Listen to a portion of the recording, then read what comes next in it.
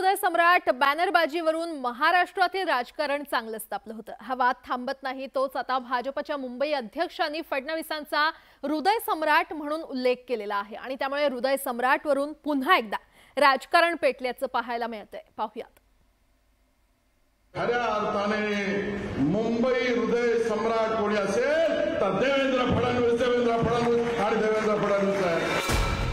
भाजपचे मुंबई अध्यक्ष ॲडव्होकेट आशिष शेलार यांनी राज्याचे उपमुख्यमंत्री देवेंद्र फडणवीसांवर उधळलेली ही स्तुतिसुमनं। मुंबई हृदय सम्राट कोणी असेल तर देवेंद्र फडणवीस आणि देवेंद्र फडणवीस आहे। गुरुवारी मुंबईच्या बोरिवलीतील राजमाता जिजाऊ चौकाच्या लोकार्पण सोहळ्यात बोलताना आशिष शेलारांनी हे विधान केलं। मुंबईच्या विकासाला देवेंद्र फडणवीसांनी दिलेलं महत्त्व सांगताना शेलारांनी देवेंद्र फडणवीसांचा थेट मुंबईचे हृदय सम्राट असा उल्लेख केला।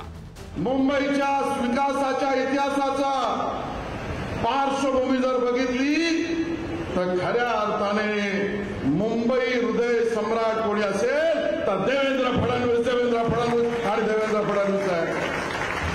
आशिष शेलारांनी फडणवीसांबद्दल काढलेल्या या गौरवोद्गारांवर ठाकरे गटानं मात्र जोरदार टीकास्त्र डागलाय।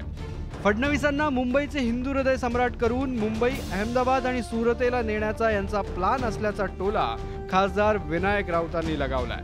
कारण मुंबईचे खरे सम्राट फडणवीस केल्यानंतर मुंबई, अहमदाबाद आणि सुरतेच्या चरणी अर्पण करायची, मुंबईसहित महाराष्ट्रातला मराठी ठसा पूर्णपणे पुसून काढायचा हा डाव जो अहमदाबादवाल्यांनी आखला होता दिल्लीच्या आशीर्वादाने, तो त्याची पूर्तता करण्यासाठी एकनाथ शिंदे आणि त्यांचे गद्दार गट पुढे झालेले आहेत। निवडणुकांचा हंगाम जवळ आलाय।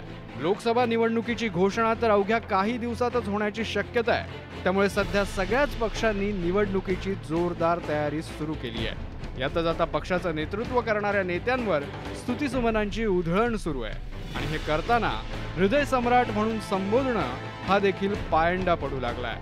निवडणुकीच्या तोंडावर हे प्रकार आणखी वाढले तर आश्चर्य वाटायला नको। Bureau report, news 18 Lokmat.